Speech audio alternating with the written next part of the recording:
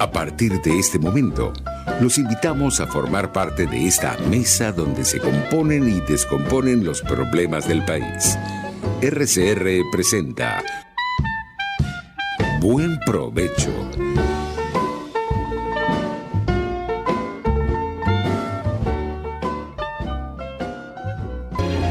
Diáspora y Ambiente con Tomás Páez y Fernando Jáuregui.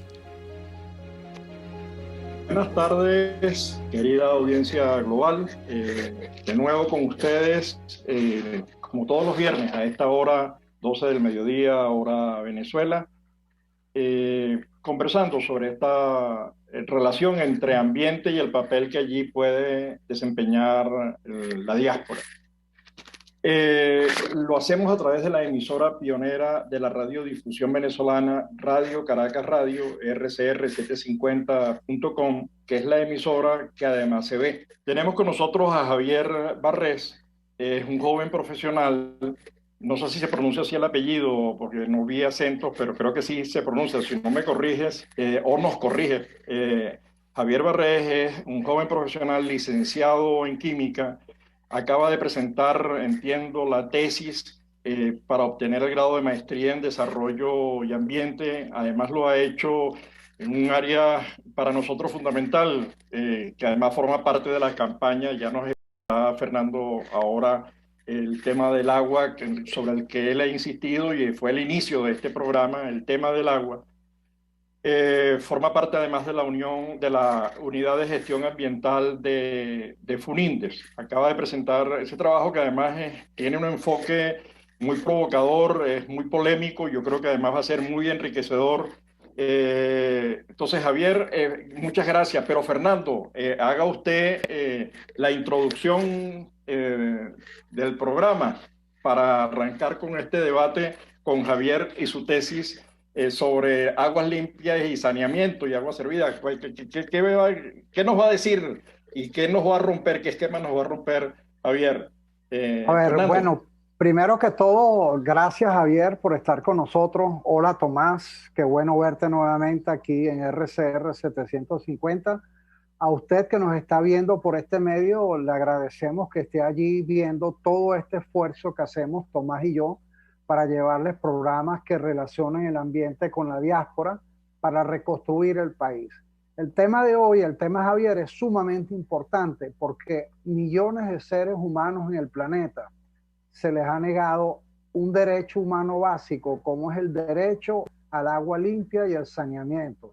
Desde el año 2010, las Naciones Unidas declaró que este es un derecho humano. En Venezuela, casi toda la población venezolana, independientemente si vive en un vecindario rico o pobre, tiene graves problemas del agua. O sea que en Venezuela no nos están respetando el derecho al acceso a agua en cantidad y en calidad, además del saneamiento, con el agravante que la minería en Venezuela está destruyendo fuentes de agua, biodiversidad y electricidad. Javier, cuéntanos un poco sobre este plan, sobre tu tesis, porque bueno, como ambientalista yo estoy interesado y además en apoyar, promover todas estas iniciativas porque estamos buscando reconstruir el país para dotarle a nuestros ciudadanos de esos derechos tan básicos como es el agua. Buenísimo. Fernando, Tomás, un placer estar acá. Gracias por la invitación. Como mencionaban, hice mi tesis en desarrollo y ambiente, específicamente en el objetivo número 6 de la Agenda 2030, que trata sobre el tema de agua y saneamiento. Me llamaba la atención que hay muchos estudios sobre el agua desde el punto de vista ambiental, técnico, político, pero que generalmente la parte de financiamiento de este recurso no queda claramente establecida cómo se van a llevar a cabo esos proyectos o se atribuye al Estado. El Estado, por problemas de carácter coyuntural y estructural, por lo menos un problema coyuntural puede ser una mala gerencia, o uno estructural es que se financia con impuestos y así lo haga bien o mal, siempre tiene como, digamos que si sale mal lo pagan los contribuyentes. No es necesariamente el organismo para llevar esto a cabo, o no por lo menos hacerlo de forma independiente de la ayuda privada. Entonces, me motivó precisamente el ver esa desconexión y ver por qué el agua está asociada a tantos paradigmas que, por ejemplo, no están asociados a los alimentos. ¿Por qué vemos el agua como un derecho distinto a los alimentos? ¿Por qué le damos esa connotación? Y allí fui encontrando ciertos paradigmas que fui tratando a lo largo de la tesis. Pero ¿cuáles son esos paradigmas contra los cuales tú, digamos, cuáles son las debilidades que ves? Porque el enfoque que tú propones es el liberalismo, que es la reivindicación del papel de la propiedad privada, del mercado. ¿Tiene eso sentido en el tema del agua? Estaba pensando en lo que es la gestión de aguas subterráneas. En este momento en Caracas están proliferando las iniciativas colectivas de edificios, condominios, tratando de extraer agua porque el agua no llega. ¿Cómo ves tú eso? ¿Cómo hacer coincidir y en qué medida eso favorece a los estratos incluso más pobres de la población? ¿Cómo podría traducirse eso? Explícanos, por favor. Buenísimo. El principal paradigma, y yo considero que es el paradigma raíz, se trata en la valoración subjetiva que tenemos los individuos hacia cualquier bien o servicio. Digamos que los economistas tenían una paradoja, y es porque el agua es más económica que los diamantes si los diamantes no tienen valor de uso y el agua es vital, ¿no? Ellos tenían esa discrepancia. ¿Por qué pasaba eso? Y hasta que se creó la teoría del valor subjetivo, nos dimos cuenta que muchas veces hacemos en abstracto la valoración del agua, que es fundamental para la vida, que es necesaria para todos los seres humanos, pero que cuando actuamos lo hacemos no en base a esa abstracción, sino a los fines que perseguimos y los medios con los que contamos. Por ejemplo, un ciclista no va a valorar el primer vaso de agua igual que el quinto que se beba. Entonces, tiene que ver a esa valoración subjetiva que muchas veces los proyectos que tenemos los hacemos en base a valoraciones objetivas. Entonces, termina siendo no aplicable a lo que es el hombre en realidad. Entonces, ¿cómo se logra precisamente o cuál es la propuesta que se tiene? Digamos que estuve revisando porque yo vengo desde un enfoque más científico y a veces llegar a un enfoque social hay que entender que en las ciencias nosotros tenemos unidades de medición constantes. Por ejemplo, si queremos medir longitud tenemos el metro y el metro va a ser igual hoy, mañana y siempre, ¿no? Pero en las ciencias sociales y sobre todo la económica, la valoración no tiene un ancla del cual partir. Entonces, ¿qué propone el liberalismo y por qué esa es la propuesta? El liberalismo, digamos que es una propuesta filosófica, política, económica, que lo que busca es libertad del individuo, que se respeten los contratos voluntarios y que por último se respete la propiedad privada porque el hombre necesita medios para llegar a concretar sus objetivos. Entonces, ¿cuál fue la propuesta desde el punto de vista liberal, sin dejar por fuera a los sectores que no pueden pagarla, que involucre al Estado desde una participación del Estado, pero optimizando la participación privada y que al mismo tiempo exista esa transferencia de recursos? Es allí donde entra la tesis como tal y es la propuesta de un sistema de vouchers que consiste en un subsidio a la demanda. Un subsidio a la demanda viene a ser la transferencia de recursos desde, ya sea vía impuestos, el Estado recauda impuestos y posteriormente financia ese servicio, que lo puede hacer a la oferta, como por ejemplo cuando se hace con la gasolina, que simplemente vamos a la estación de servicio y es más económica. Eso es un subsidio a la oferta. La propuesta que nosotros hacemos es un subsidio a la demanda, es decir, el servicio tiene precio de mercado, pero la persona cuenta con un voucher que le permite acceder a cierta cantidad de agua en base al costo de esa cuenca, por ejemplo, de esa cuenca hidrográfica. Entonces, precisamente la propuesta y la propuesta de valor es cuáles son las características que tiene que tener ese voucher para que no sea después un instrumento del populismo. Porque si el precio del voucher va a estar subiendo y va a oscilar de manera de que cada periodo presidencial va a jugar con eso, simplemente es una herramienta más. Lo que le habremos cambiado es el nombre, ¿no? Entonces, digamos que ese es el enfoque que se le dio desde lo más científico que se puede, desde lo más objetivo y que no dependa, que sea una herramienta precisamente de los gobiernos. Entonces, de manera muy general, ¿qué es lo que se busca? favorecer más que decretos, porque recordemos que los derechos siempre hay alguien que los paga, no hay derecho gratis, no hay almuerzo gratis. Cuando nosotros decimos queremos que el agua sea un derecho universal, la idea es buenísima y es altruista y yo la comparto, pero ¿cómo llegamos allí? Si nosotros no tenemos las escaleras que nos permitan llegar allí, lo que podemos estar haciendo, aun cuando la idea sea buena, es terminar de destruir aquellas propuestas que le estarían llevando, por ejemplo, agua a los sectores más vulnerables y digamos que precisamente con la tesis lo que se busca es evitar eso. Pongo un ejemplo cortico. Muchas veces los subsidios se realizan a tomas, a personas que están conectadas a la red. Y muchas veces los sectores que no pueden pagarla no están conectados a la red. Entonces, ¿a quién está subsidiando? Otro problema con los subsidios, por ejemplo, es que hay un tipo de subsidio que se llama de tarifas de bloques crecientes. Es decir, yo te voy a financiar hasta cierto punto, por ejemplo, 60 litros de agua, y a partir de allí te pongo precio de mercado o la pongo más cara para que tú limites el consumo. ¿Qué es lo que ocurre?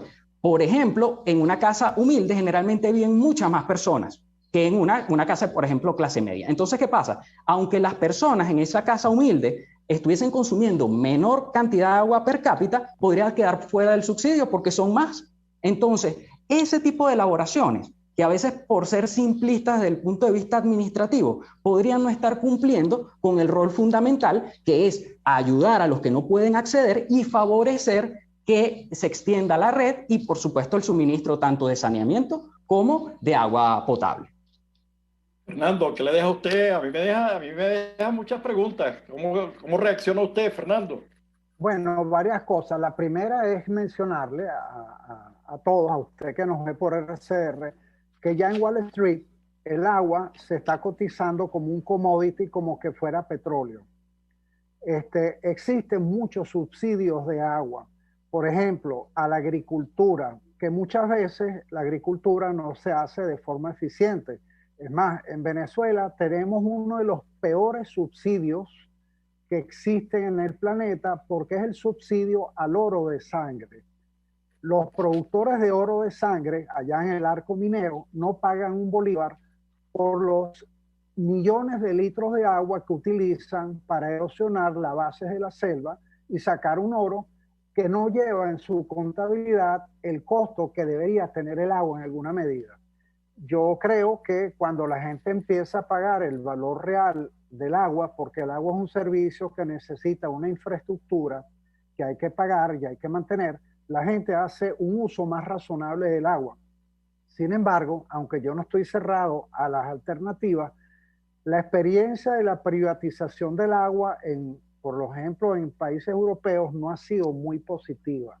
Entonces, ¿cómo buscar esa fórmula? Porque todos sabemos que las grandes corporaciones tienden a hacer carteles. Olvidemos que las grandes compañías productoras de refresco y botellas de agua acaparan fuentes de agua que son de comunidades, dejando las comunidades sin agua. Entonces, realmente el tema de Javier es muy controversial, muy dificultoso, no tiene una sola respuesta, creo yo. Cuéntame, Javier. Sí, con respecto al tema, digamos que de poner el agua como un commodity, tratarlo como un commodity, ahorita Australia es un país, digamos, liberal, pero con escasez de agua, ¿no? Entonces ya digamos que se comercializa en millones de litros la venta del agua. Cuando nosotros vemos eso, nos damos cuenta que, si mal no recuerdo, 1 millón de litros cuesta $500, si mal no recuerdo. Lo que sí recuerdo es que el litro sale a $0.50. Eso es el dato que recuerdo para el agua cruda, por decirlo así, sin potabilizar. Es el agua que, digamos, tiene una concesión. Si tú quieres el agua, de hecho ya hay aplicaciones. Tú simplemente, sobre todo para ganaderos, personas que se dedican a la agricultura, simplemente introducen su código y tienen el acceso. Eso es automático. Y o sea, sale a ceros. Casi tiene el precio del valor de un litro de gasolina refinado.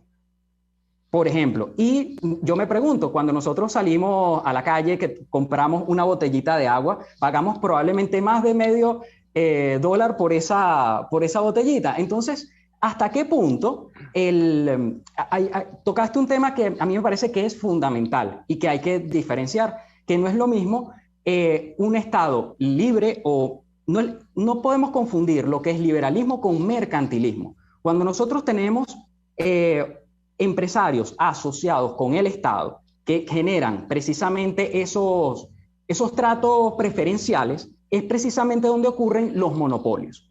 ¿Qué pasa? El agua tiene una característica que lo convierte en candidato perfecto para lo que es un monopolio natural, haciendo la palabra natural referencia no a que se trate de un recurso natural, sino que es preferible que una empresa lo haga porque sale más económico. Es un solo sistema de bombeo, una sola tubería, y por ejemplo, para el caso de Caracas, que por ejemplo trae de Camatagua agua, no tiene sentido que tenga 5 empresas porque simplemente no es viable. Pero ¿qué pasa? Aquí es donde si el subsidio va a la empresa, sea estatal o sea privada, y no va al consumidor, ya la empresa digamos que tiene el dinero asegurado, no tiene incentivos de que el servicio sea de calidad en la cantidad que se requiere. Entonces lo que se busca con esto es reinvertir las cosas, es decir, puede ser la empresa del Estado, no hay problema, pero el poder de decisión lo tiene quien compra. Si tú me das el servicio que yo busco, yo te pago.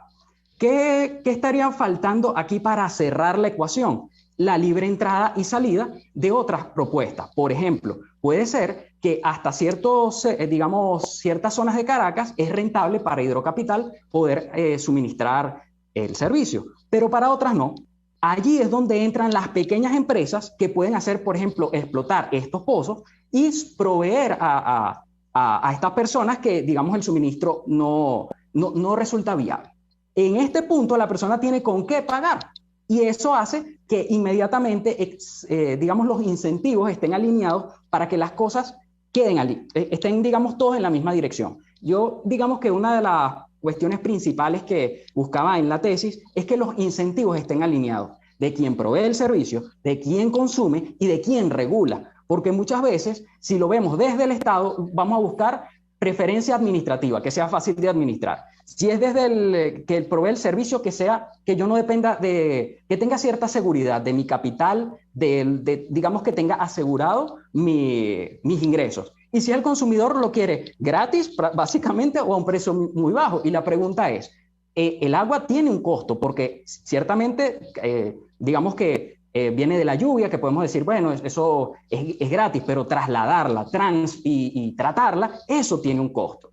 Entonces, cuando nosotros hacemos visible eso, muchas veces ya empezamos a entender y a darle un uso adecuado, porque lo otro es que cuando subimos los precios del agua artificialmente para regular su uso, para que no se despilfarre, también tenemos que tener en cuenta que si alguien no tenía acceso porque era costosa y ahora le subimos el precio, bueno, estamos incluso queriendo hacer un bien, no necesariamente estamos logrando el objetivo. Y por otra parte, si es muy económica, estamos forzando a los cuerpos de agua. En cambio, si yo tengo en base a la demanda, si yo tengo menor cantidad de agua y sube el precio, se regula, porque las personas empiezan en base a ese stock a decir, yo prefiero gastar menos agua, porque eso se traduce en que después con ese dinero no lo puedo invertir en otra cosa que valoro más. Pero si es gratuito, simplemente no le damos la valoración que debería tener en base a la zona en donde estemos. A ver, Javier, tú haces ahí una diferenciación entre privatización, que es una modalidad posible, no excluyente en tu propuesta, pero sobre todo tu énfasis está colocado en el voucher, digamos, en financiamiento o subsidio a la demanda. Ese subsidio Correcto. Ha tenido un cierto éxito en el campo educativo. No ha sido total, por cierto, pero ha habido... La pregunta es, ¿dónde y en qué países? Porque como señalaba Fernando, ya hay muchos problemas relacionados con el tema de la gestión del agua. Es un problema muy profundo y yo creo que tú apuntas a una posible solución, a una búsqueda, además, inscrita en la promoción de la democracia y la libertad. Es decir, más la libertad que la democracia, pero en todo caso porque ese es el principio del liberalismo. Pero, ¿qué ejemplos puedes traer tú y colocar sobre la mesa de cómo podría gestionarse, qué países han demostrado tener éxito y la forma en que lo han hecho? Si, por ejemplo, en el caso del financiamiento a la demanda, los países nórdicos, cuando ya entró en crisis el estado de bienestar, se encargaron de eso, de financiar la demanda, y eso determinaba la sobrevivencia o no de algunos colegios públicos, por ejemplo, ¿no? ¿Qué significa esto en el tema del agua, que no es tan fácil como la educación?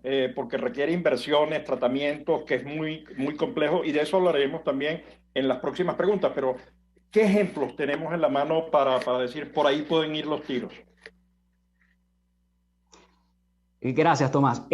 Digamos que los ejemplos, como bien mencionas, los tenemos en el campo educativo. Vemos que los países nórdicos, como Finlandia, que es uno de los países con mayores, según las pruebas PISA, tiene mayores rendimientos, nos damos cuenta que el Estado, aun cuando recauda, es el que recauda los impuestos, otorga a los padres el poder de decisión de sobre cuál colegio van a colocar a sus hijos, y al mismo tiempo desregula para que los colegios puedan adaptar sus cronogramas o su pensum a sus requerimientos. Por ejemplo, no es lo mismo el requerimiento de alguien que estudia música al que quiere estudiar ciencias. Entonces te puedes especializar, porque si tú tienes un voucher y al mismo tiempo tienes una regulación que te dice todas las materias que tienes que hacer, es muy poco flexible, pierde el poder de decisión. Esto mismo pasa con el agua.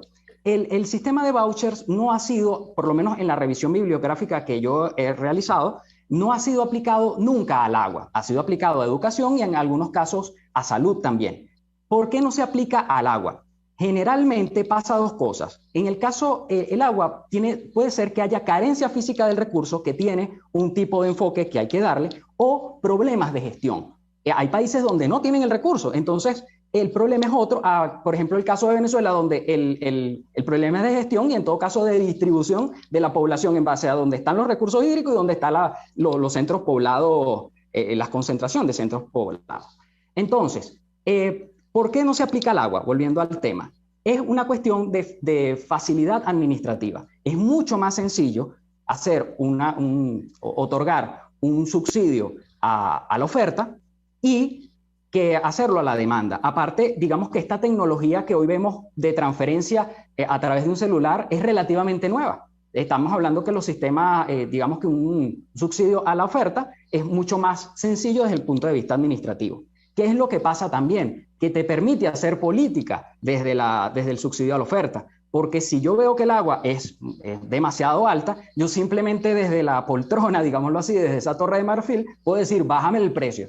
Entonces, ¿qué pasa? Yo quedo bien como sistema político, pero es el empresario el que tiene que ver o no reinvierte más o tiene sistemas de pérdidas, y allí es donde empieza a desconfigurarse los incentivos. Otra cosa es que digamos que el agua tiene, aparte del subsidio a la oferta, también es común el subsidio cruzado. Este tipo de subsidio se aplica en Colombia. Se estratifica la sociedad y tenemos clases, digamos, dependiendo del estrato, pagan un precio o pagan otro. El problema de esto es que no promueve el uso consciente por los sectores que pagan menos y que depende de que las personas que pagan más se mantengan en el sistema. Porque si el agua empieza a ser demasiado costosa para que puedan cubrir los costos operativos, lo que puede ser es que esta persona invierte y diga, mira, yo empiezo a explotar algo, un pozo particular, o empiezo a reutilizar agua porque tengo los recursos para hacerlo, y empiezan a salir del sistema y se descuadra completamente otra vez la parte financiera administrativa.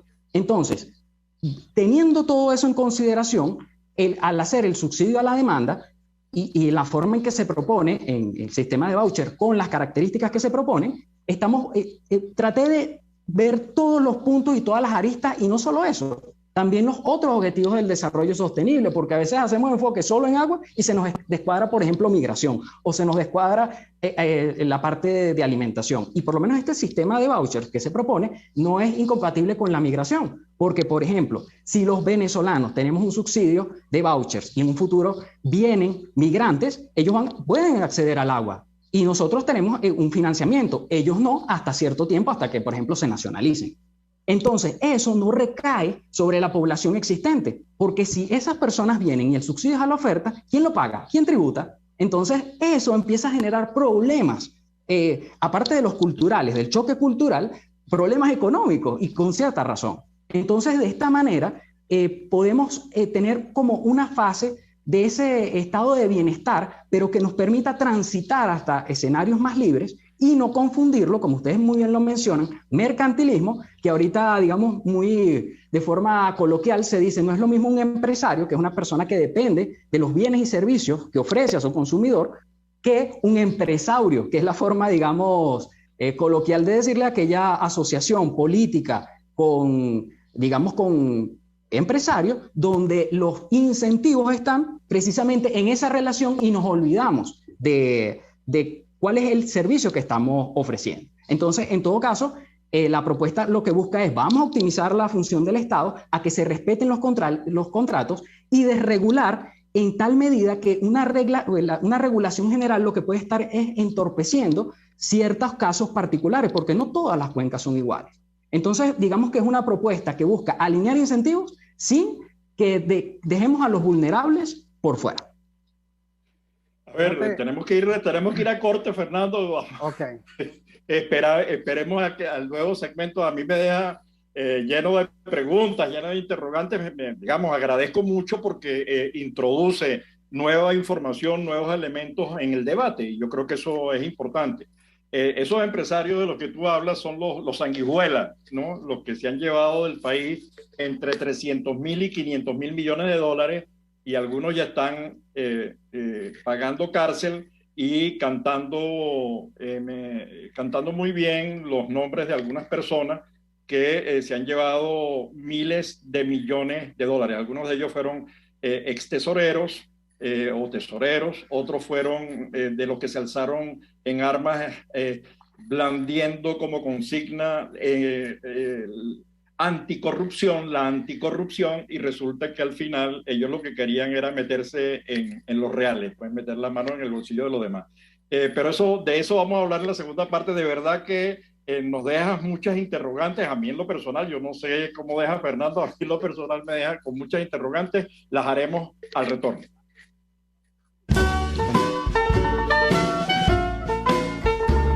Escuchas Buen Provecho por RCR 750, la radio que se ve.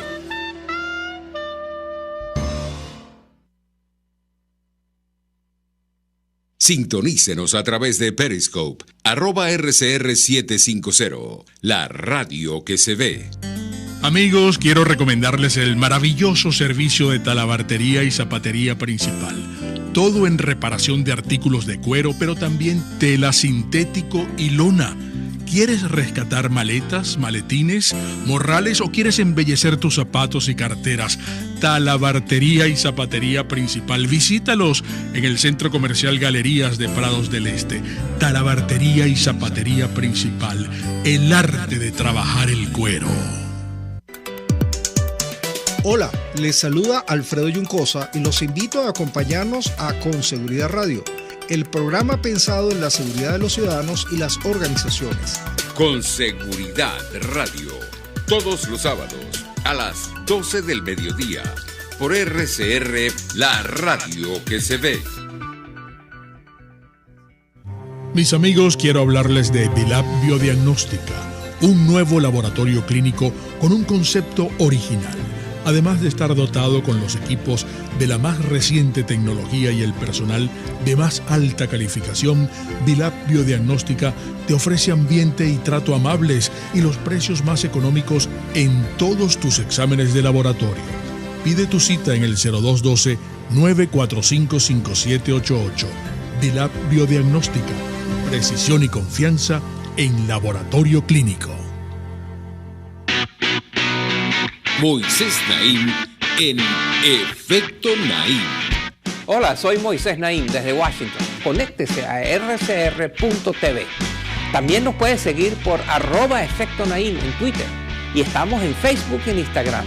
Y no olvide que puede disfrutar todos los contenidos del programa cuando usted quiera, suscribiéndose a nuestro canal de YouTube. Nos vemos en la radio. Los miércoles y viernes a las 7 de la noche. Solo por RCR 750 AM. Pluralidad contigo. Respeto contigo. Responsabilidad contigo. Libertad contigo. Estamos contigo y punto. De lunes a viernes a la 1 de la tarde. Contigo. Solo por RCR 750 AM. Porque lo bueno une. RCR 750 AM. Porque lo bueno une.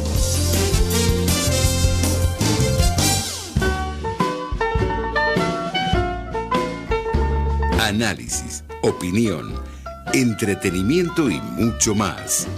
Escuchas Buen Provecho por RCR 750, la radio que se ve.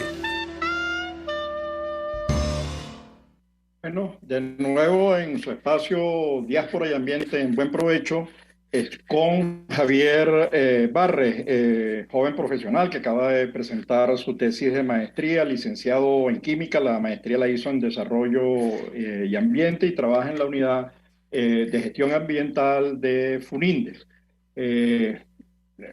Dejaba allí unas ideas y creo que Fernando tiene unas ganas de preguntar y de expresarse igual que yo. Nos ha dejado... Y más en un momento, estaba pensando cuando fuimos a corte en ese vídeo que está corriendo por las redes del agua que llenó la Libertador, ahí a la altura de Chacao, una cosa impresionante, pero son las enormes lluvias que hay en Alemania, los incendios forestales que se están produciendo, las temperaturas, digamos, los cambios que se están produciendo en el clima parece que son ciertos y ahí el agua está pagando parte de las consecuencias. Así que, Fernando, tú querías decir algo, ¿no? Bueno, un poco lo que tú acabas de comentar primero, y es que el cambio climático está afectando cualquier, llamémosla, negociación relacionada con el agua, porque la tendencia es a la escasez por cambio climático, por acaparamiento de agua, etcétera, etcétera. Por ejemplo, en el caso de Turquía, mientras se incendia la zona cercana al Mediterráneo, el norte está siendo inundada y ha generado muertos y bastantes desastres, ¿no? Yo quería compartir brevemente, porque nos puede dar una visualización en cuanto a servicios, de una experiencia de lo que fue la electricidad de Caracas. La mayoría de la gente decía en Venezuela que pagaba electricidad, que ellos subsidiaban indirectamente a toda la gente que se conectaba de manera ilegal a los postes de luz. Lo que no sabían es que esa calidad de electricidad hacía que muchos de sus aparatos de nevera o televisores se fundieran, salieran más caros al final, y la electricidad desarrolló unas tomas legales donde usted iba con una tarjeta, algo de lo que ya Javier nos mencionó, cargaba su tarjeta por una cantidad de vatios y entonces usted tenía un medidor de luz que le permitía pagar lo adecuado, ¿verdad? Inclusive mi experiencia es que a mí me tocó entrevistar a uno de los barrios allá arriba en La Silsa, a los habitantes, y ellos no solamente estaban felices de pagar porque el servicio de calidad de electricidad no les iba a fundir los aparatos eléctricos, sino que ellos me decían algo insólito, que gracias a eso ellos ahorita podían abrir una cuenta bancaria porque tenían de la electricidad de Caracas un papel que decía dónde vivían. Antes de eso, mucha gente no estaba en el sistema bancario porque no tenía una dirección. Gracias a este proceso de dotar con prepago, con electricidad prepago, ¿verdad? Mucha gente se pudo bancarizar. Entonces, bueno, esto me resulta muy familiar a la cuestión del agua, ¿no? Cómo subsidiar a quiénes. Entonces, en vez de permitir estas tomas ilegales de agua hechas también por industrias, por negocios, por empresarios, también la gente hace estas tomas ilegales porque el Estado no les da el agua de manera adecuada. Javier. Sí, efectivamente, Fernando. Una de las cuestiones que trataba en la tesis es que cuando nosotros pedimos en el desarrollo sustentable, una de, digamos, de las dimensiones es el poder ciudadano o el poder social, ¿no? Y qué mejor poder social que darle el día a día poder de decisión a las personas con su poder de compra, porque a veces tú puedes hacer una elección cada 5 años, pero todos los días o todos los meses el pagar el agua tú estás poniendo tu voto, así que al igual que cuando migras de un país, estás votando con tus pies, estás diciendo si quieres eso o no lo quieres. Entonces, ¿qué mejor manera que poner al sector privado, que es la forma más eficiente, pero darle el poder de decisión al que consume? Porque por lo menos retomando el tema de ciertas empresas que utilizan, por ejemplo, fuentes de agua, por ejemplo, para Coca-Cola. es cierto que eso ocurre, pero también hay que ver las dos caras de la moneda. Hay un consumidor que quiere Coca-Cola. Entonces hay un servicio que se está haciendo de alguien que lo quiere, ¿sí? Entonces es ver las dos caras. Es decir, la empresa ciertamente tiene un beneficio y hay un consumidor que tiene un beneficio de consumir eso que está allí, más allá de que yo consuma o no Coca-Cola, ¿no? Pero hay una demanda. Entonces, la manera de cuando la persona tiene poder de decisión con su compra, está diciendo, mira, aun cuando muchas veces en las ideas somos una cosa, pero cuando actuamos hacemos otra. Cuando decides y pagas y financias eso, estás diciendo efectivamente cuál es tu proceder. Y eso es lo que se busca con este sistema, ¿no? Quizás hacer que lo que sea idea y puesta en práctica coincidan y que exista una coherencia. Yo desde el punto de vista académico, yo estoy más relacionado con la academia que con la parte industrial. Yo vengo yo soy químico, digamos que todas las cuestiones de una ciencia, si se quiere, bastante precisa. Cuando tocamos temas sociales, este posgrado a mí me permitió abrir un poco la mente en ese sentido y precisamente entender que las valoraciones son subjetivas, incluso en un individuo en el tiempo, nos abre un abanico de posibilidades porque, por ejemplo, yo era, digamos, más pro socialdemocracia, algo más de centro, si se quiere hasta centro izquierda, porque no es, cuando se habla desde el liberalismo, no es que tú quieres, no es ser, no que tú no quieres el bienestar de los demás, sino que ese bienestar tiene que ser voluntario, porque si no aumenta el autoritarismo. Empezamos a coartar precisamente todos esos derechos individuales y eso tarde o temprano termina en mayor dominio del Estado sobre, por ejemplo, la propiedad del agua. Entonces, yo hago la siguiente pregunta, ¿por qué si los alimentos han estado en manos privadas, muchos de ellos, también tienen subsidios, porque que no los veamos nosotros no quiere decir que no hayan subsidios al sector alimentario. Pero si están en manos privadas, nosotros vivimos en ciudades y no necesitamos la propiedad de una finca para proveernos de estos bienes de primera necesidad, porque con el agua no puede ser igual.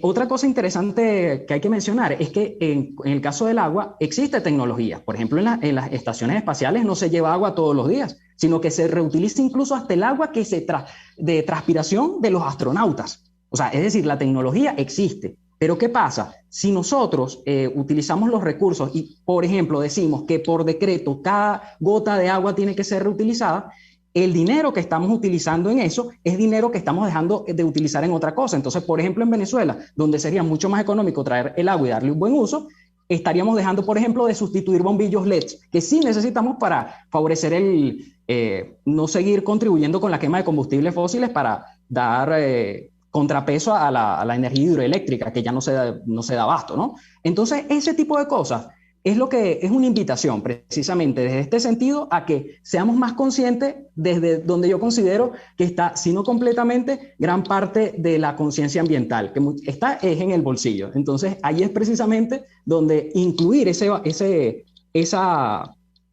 fracción que me parece importante, sin que por esto queden fuera los sectores que no pueden pagar, ¿no?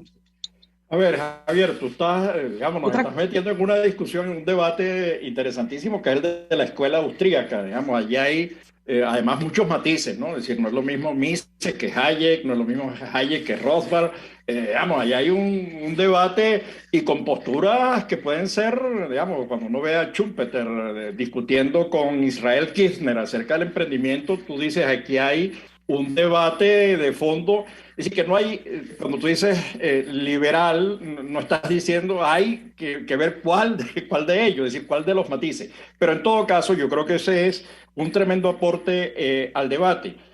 A mí me quedan varias preguntas. Una es todo el tema del saneamiento y cuando hemos tenido aquí en los programas la información de los ríos del Turbio, el Guaire. Estamos esperando poder contactar a una persona que nos confirmó que va a participar, que está afuera, con el tema del lago de Maracaibo. Dice, bueno, todos los procesos de contaminación también son subjetivos. Es la persona que lanza la cosa porque no le cuesta nada lanzarlas, ¿no? O porque no tiene facilidades para hacerla de otra manera. Entonces, la contaminación de las aguas genera problemas, el saneamiento de esas aguas genera problemas. Las aguas subterráneas y su gestión genera problemas que requiere la participación de otros, así igual que el mercado y necesita regulaciones. Sin la presencia del Estado, sin las garantías, no es posible ni siquiera mantener el sistema de mercado. Ahora, el tema es hasta dónde participa. ¿Dónde queda la educación? ¿Dónde queda el tema de esas gotas de agua que se pierden, que sumadas son litros y millones de litros al multiplicarlos en una?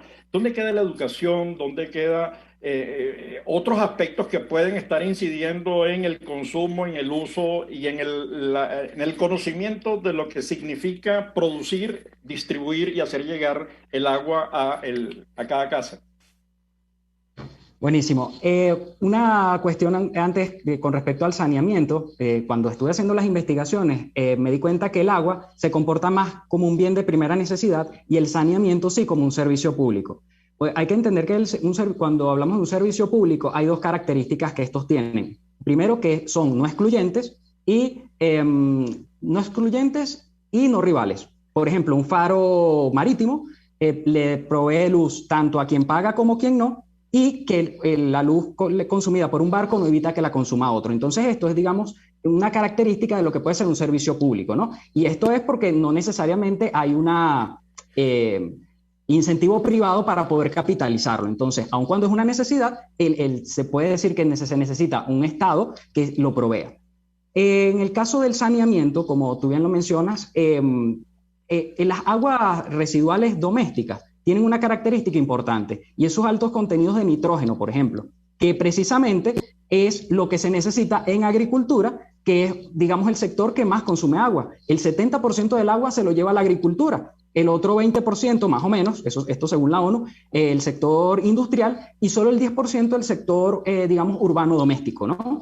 Entonces, estamos botando agua con nitrógeno por un lado para después utilizar agua limpia y añadir nitrógeno por otro. Entonces está desconectado. Cuando el agua tenga un precio real, estas efluentes van a empezar a existir los incentivos para ver cómo llevamos esta agua y aprovecharla. Entonces ahora tenemos, digamos, aguas servidas con menor cantidad de nitrógeno, que al final lo que terminan es favorecen los procesos de eutrofización, todo esto, y podríamos estar utilizándolo para sembrar. Ojo, previo tratamiento, no estamos promoviendo el uso de aguas servidas directas, ¿no? Pero empieza a ser un producto, y eso genera a su vez mejoras y estas ventajas. Con respecto a la educación, yo considero que es fundamental que educación vaya acompañada de incentivos. Lo podemos ver, por ejemplo, en el caso de la basura. Una misma persona entra a un centro comercial y no bota la basura en el piso, sale a la calle y lo hace. Entonces, ¿qué es lo que cambia de un lugar a otro? Primero, que hay propiedad. Primero, que hay algún responsable. Y segundo, que existe una noción de pertenencia, del que la calle es de todos y no es de nadie, y terminamos cayendo en la tragedia de los bienes comunes. Cuando un efluente cae en un río, ¿de quién es propiedad ese río? Porque si es de todos, el responsable es el Estado, porque es el dueño de eso que está allí, ¿no? Entonces, es muy importante que generalmente las zonas que se terminan degradando es precisamente porque no hay una definición de la propiedad. Y aunque nos asusta, porque yo cuando decía aguas en manos privadas, oye, eso es un tema, a mí me parece que es alarmante, por lo menos desde el punto de vista instintivo, ¿no? Pero me pregunto yo, ¿y los alimentos no están en manos de privados? Y por eso dejo de tener el alimento en mi nevera. No por esa razón, por lo menos, ¿no? Entonces, tiene que ver el agua, hay que entender que quien invierte en agua es porque quiere sacar algún beneficio del recurso, pero para que sacar beneficio del recurso tiene que proveerlo con las características de quien lo consume. Entonces, digamos que nuevamente, al cambiar el lente, hay que cambiar cuando lo vemos desde el punto de vista liberal, vamos a tener tropiezos. Eso porque hay un proceso, es una transición. Pero, digámoslo así, es el sistema que encontré donde los incentivos, al estar alineados, por lo menos tiene una dirección congruente, ¿no? Entonces, digamos, el enfoque que tiene la propuesta desde este punto de vista, que de hecho, para nosotros como venezolanos, porque yo me incluyo, yo vengo también de la educación pública, y mucho debo a cuestiones públicas. Cuando a ti te dicen privado, se te prenden las alarmas, ¿no? Pero hay que entender que muchas veces es un miedo infundado. Entonces, vamos a hacer algo, vamos a ver qué hacen los países a los que le va bien, qué han hecho, qué hacen a los que le va mal, y vamos a acercarnos, por lo menos adaptado a nuestro contexto, a esas cuestiones que los han llevado a estar donde están. Y precisamente estos países tienen una participación del Estado, pero no es totalitario, sino que dan gran participación al sector privado, que es mucho más eficiente, porque esa información se crea en el tiempo. Es decir, el empresario hace ensayo y error.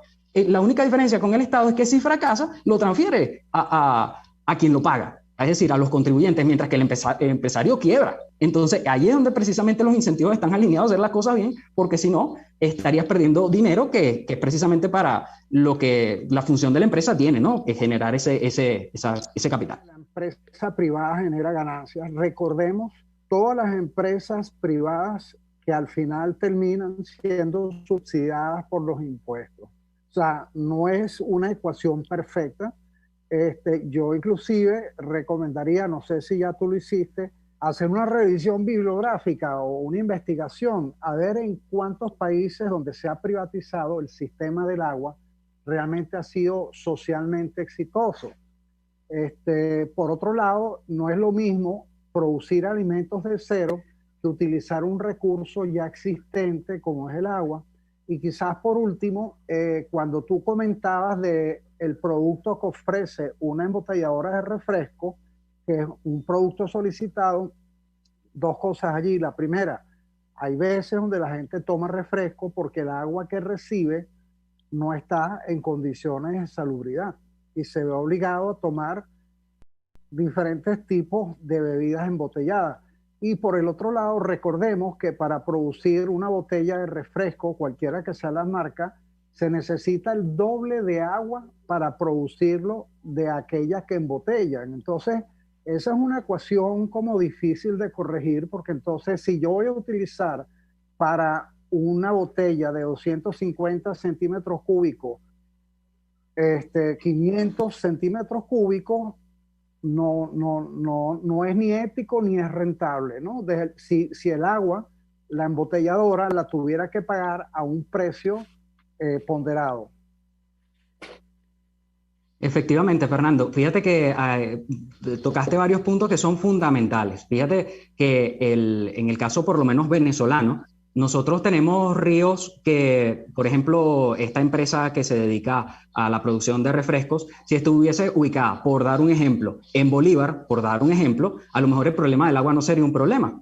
Pero si la ponemos a lo mejor en Valencia, donde tenemos la parte doméstica, donde tenemos problemas, incluso donde sacamos el agua, ahí también van parte de los efluentes, sí que tenemos un problema, ¿no? Entonces, realmente, ¿cómo se soluciona en gran medida? No digo que es la única, pero en gran medida, cuando existen precios de mercado, porque precisamente si el precio del agua fuese el precio de mercado, sería mucho más económico, por ejemplo, en Bolívar, y la empresa naturalmente iría a producirla allí, donde si ese fuese la única variable a considerar, ¿no? Pero si el precio del agua, como ha ocurrido con la gasolina, es ilusorio, bueno, simplemente va a buscar otras variables que sí sean consistentes con eso. Tan importante como precisamente tener la privatización tiene que ir acompañada de un marco regulatorio que permita la competencia. Si tenemos regulaciones donde el privado tiene mercados cautivos, vamos a tener esos problemas que tú mencionas donde simplemente hacen desastres. Pero cuando tú tienes, sistemas más competitivos, en ese sentido, vemos que por lo menos lo que dice la evidencia y los países a los que nos queremos parecer apuntan más a eso que a una gestión estatal. Aunque es importante que se puede tener una empresa estatal, pero que funcione como privada, porque tiene que rendir, porque de ello depende su funcionamiento, ¿no? Y por último, me gustaría dejar, por lo menos en el caso de que se trate como un commodity, el agua, que por supuesto que causa alarma. Yo me hago la pregunta, en la bolsa de valores son muchos los factores o muchos los entes que determinan el precio en base a oferta y demanda. Si no lo hace un grupo grande de personas, y nos parece mal, entonces ¿cuál es la alternativa? Que lo haga un ente centralizado. Eso podría llegar a ser incluso más peligroso. Es una cuestión que tiene muchas aristas, no trato de simplificarlo, pero sí que quede claro que muchas veces yo, por ejemplo, el maíz a lo mejor está en la bolsa de valores y no por eso dejamos de tener acceso al maíz. Quizás hasta se mejora el proceso porque le damos la valoración que tiene. Entonces, quizás dejar esas puertas abiertas para evaluarlas, porque, como digo, no se trata de irnos de boca hacia el liberalismo, pero sí ver que muchas veces estamos atribuyendo al Estado como tal funciones que por sus características coyunturales o estructurales no va a poder resolver, aunque en idea estemos de acuerdo con ellas. A ver, Javier, a mí bueno, primero yo comparto la idea de que en el Estado, que ha demostrado su enorme incapacidad por muchos lados, y en el caso venezolano en los últimos años la corrupción campa a sus anchas.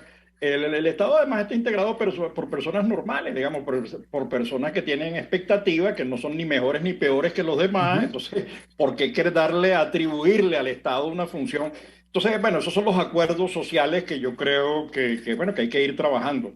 Yo agradezco mucho, más allá de si se puede, no se puede, o se puede totalmente, o se puede parcialmente, porque tú refrescas y tus argumentos refrescan una posibilidad, lo llaman a uno a pensar, más allá de si estás de acuerdo o no, lo llaman a uno a pensar en opciones alternas, en búsquedas, y creo que allí el llamado que se me ocurre a mí para nuestro programa, que es Diáspora y Ambiente, es cómo utilizamos esas capacidades humanas que están fuera, que están pensando el tema del agua, que están pensando en los objetivos del desarrollo 2030, cómo utilizamos esas capacidades para identificar situaciones reales, posibilidades, problemas, alternativas. Estoy pensando en el caso, por ejemplo, de España. La electricidad ha alcanzado cotas históricas, digamos, los precios son... Y tú dices, bueno, pero ya hay varias empresas que están compitiendo, sí, pero es que hay otros esquemas del financiamiento de las energías verdes que eso genera problemas. Al final la factura de la electricidad no es solamente lo que tú pagas por electricidad, sino los otros componentes. Entonces, ¿lo estamos haciendo bien o lo estamos haciendo mal? En todo caso, Fernando, Javier, muchas gracias, y Fernando, despide usted el programa con sus palabras finales. Gracias, Tomás. Bueno, Javier, gracias por tu tiempo, por haber compartido todo esto. A usted que nos ve por RCR 750, le recordamos que si usted no participa, ni el país ni el planeta van a mejorar. En sus manos está parte de la solución. Gracias por estar allí. Bueno, y nos vemos entonces el próximo viernes a la misma hora con Diáspora y Ambiente en Buen Provecho. Diáspora y Ambiente con Tomás Páez y Fernando Jáuregui.